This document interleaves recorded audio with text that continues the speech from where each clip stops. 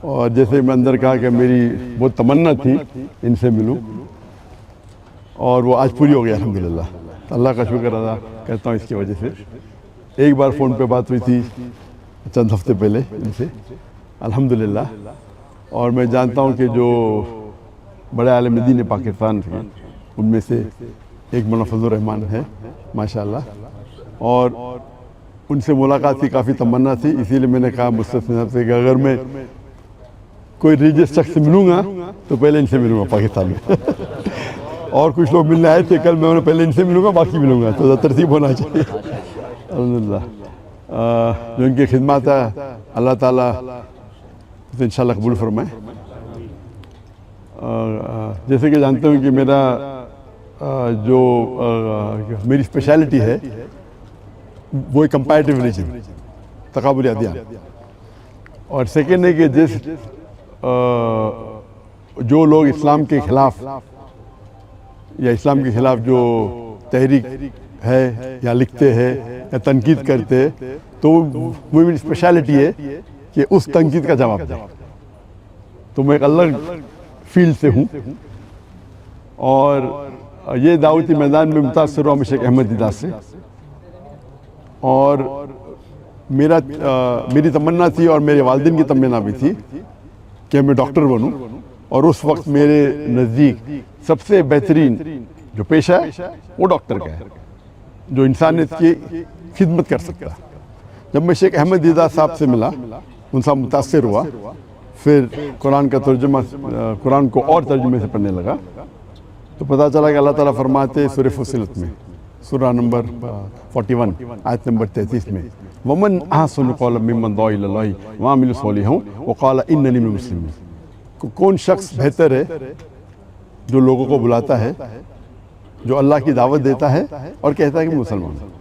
تو اس سے ظاہر ہے کہ اللہ تعالیٰ کے نزدیک قرآن مجید میں سب سے بہترین پروفیشن، پیشہ ہے وہ داعی کا ہے۔ تو جب مجھے ایک اچھا پیشہ ملا جو ڈاکٹر سے بھی اچھا ہے، تو میں تبدیل ہوا doctor of a body to doctor of a soul, ایک طبیب سے جو بدن کا ڈاکٹر ہے طبیب ہے، میں کنورٹ ہوا روح کے طبیب کے تھا۔ علم الابدان سے علم الادیان۔ الحمدللہ۔ اور جیسے کہ آپ لوگ جانتے ہوں گے کہ میرے زبان میں لکنت تھی، کہتے ہیں اسٹیمرنگ، اور جب بچپن میں کوئی مجھے پوچھتا تھا تمہارا نام کیا ہے، میں نام ذاکر ہے، یہ زبان میں لکنت تھی۔ اور ایک شخص اگر خواب میں سوچنا چاہتا ہے، کچھ بھی سوچ سکتا ہے، خواب ہوتا ہے، تو خواب میں یہ سوچ سکتا تھا کہ میں بڑا ڈاکٹر بنوں گا، لیکن کبھی خواب میں یہ نہیں سوچ سکتا تھا کہ میں 25 لوگ کے سامنے تقریر کروں گا، کیونکہ لکنت تھی زبان میں۔ اس کے بعد اللہ کی مدد آئی، شیخ دیدہ سے ملاقات ہوئی، اور موسیٰ علیہ السلام کی جو دعا ہے سورہ طٰہٰ کی سورہ نمبر 20 آیت نمبر 25 سے 28 میں جو شروع میں کہا، اور وہ دعا جو ہے رب اشرح لی صدری ویسر لی امری واحلل عقدۃ من لسانی یفقہوا قولی، اور اکثر علماء اس کی ذکر کرتے ہیں، لیکن میرے لیے اور لاگو ہوتا ہے اس میں، کیونکہ ہم جانتے ہیں کہ موسیٰ علیہ السلام کو بھی زبان میں لکنت تھی جو عام علماء کی زبان میں نہیں ہے، اور اللہ سے دعا کرتے ہیں کہ صدر کو بڑا کرو، اور جو لوگوں کے بیچ میں جو درار ہے، جو بیریئر ہے، اسے نکال دے، اور زبان کا بیریئر تو میرے ڈبل لاگو ہوتا ہے کیونکہ میرے زبان میں لکنت ہے، اور اللہ کی مدد سے میں تقریر کرنے شروع کیا، اور اللہ کی فضل سے اللہ نے محبت ڈالی، جو تو میں ناچیز ہوں، میں جانتا ہوں کہ میرے سے زیادہ کروڑوں لوگ جو علم رکھتے اسلام کا اس کے بارے میں، لیکن اللہ نے محبت ڈالی لوگوں کے دل میں میرے لیے، تو یہ ھذا من فضل ربی، اور پاکستان میں ذرا زیادہ محبت ڈال دی اللہ نے تو اسی لیے پاکستانی سے لگا ہوا ہے، اور ماشاءاللہ کئی پاکستان جب میں جاتا ہوں گلف کنٹری میں، چاہے سعودی عربیہ ہو یا دبئی ہو یا قطر ہو یا یو کے ہو یا امریکہ ہو، تو اکثر پاکستان میں سے ملاقات ہوتی ہے، تو میرے فون کے لسٹ میں پاکستانی کی تعداد سب سے زیادہ ہے نیشنلٹی میں۔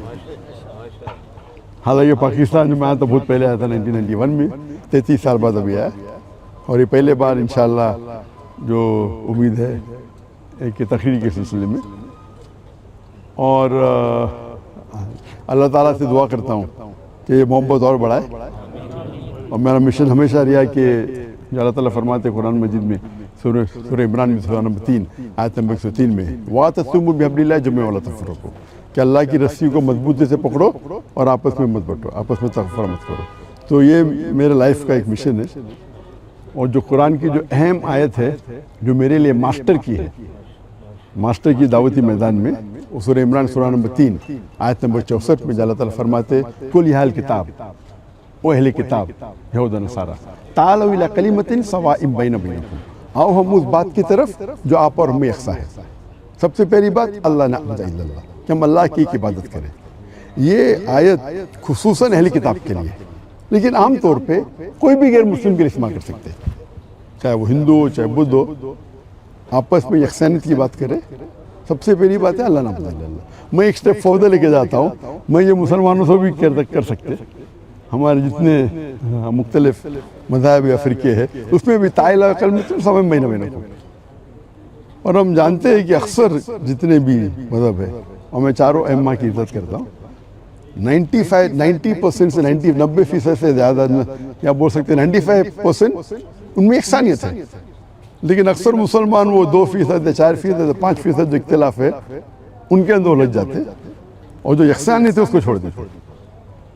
تو میرے ایک لائف کا یہ بھی مشن ہے کہ جتنے مسلمان دیگر مذاہب کے، دیگر غور و فکر کے، ان کے ساتھ رہے. اور اللہ تعالیٰ نے الحمدللہ، یہ اللہ تعالیٰ کی مدد، ھذا من فضل ربی، کیا میرے چاہنے والے ہر فرقے میں ماشاءاللہ جو شدت کے لوگ ہیں وہ شاید مجھ سے ناراض ہے. اللہ کی مدد ہے کہ اسی لیے اللہ تعالیٰ نے محبت ڈالی. اور آپ جانتے ہیں کہ جو صحابہ تھے، ہر صحابہ سمجھتے تھے کہ اللہ کے رسول ان سے سب سے زیادہ محبت کرتے. ہم جب پڑھیں گے صحابہ کی سیرہ، ہر صحابہ سمجھتے تھے کہ اللہ کے رسول میں سے سب سے زیادہ محبت کرتے. تو اللہ نے محبت میرے چاہنے والوں میں بھی ڈالی. تو جہاں میں جاتا ہوں لوگ محبت سے ملتے. کچھ ہے جو لوگ تنقید کرتے، جس طریقے سے اللہ نے کہا کہ اللہ کے رسول کے لیے بھی، ہر اللہ کے رسول کے لیے ایک اینیمی، ایک دشمن ہمیشہ رہیں گا، قرآن کی آیت ہے. تو جو لوگ اللہ سے کام نکالتے ہیں ان کو شہرت کے ساتھ ساتھ لوگ ان کے خلاف بھی ہوتے. تو یہ پارٹ اینڈ پارسل ہے، تو دعوتی میدان کا ایک پارٹ اینڈ پارسل حصہ ہے. لیکن میں ہمیشہ چاہتا ہوں کہ لوگ قرآن اور اللہ اور اللہ کے رسول کی بات پہ یکساں ہو اور یونائٹ ہو.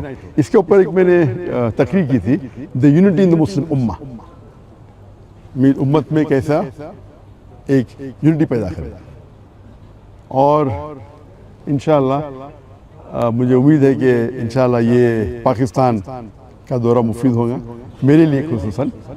اور اللہ سے دعا کرتا ہوں کہ جو بھی تھوڑی بہت میں تقریر کر لیتا ہوں اللہ اسے قبول فرمائے. اور چاہتا ہوں کہ آپ سب میرے لیے دعا کریں کہ اللہ تعالیٰ اس دنیا اور آخرت میں مجھے انشاءاللہ اس کا اجر دے. وآخر دعوانا الحمد للہ العالمین.